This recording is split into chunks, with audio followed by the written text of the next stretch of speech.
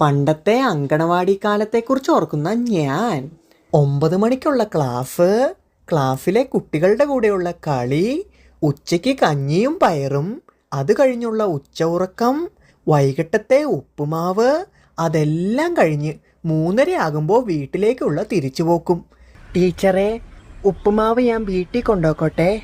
അതിനിപ്പോൾ എന്താ, നീ കൊണ്ടുപോക്കോടാ.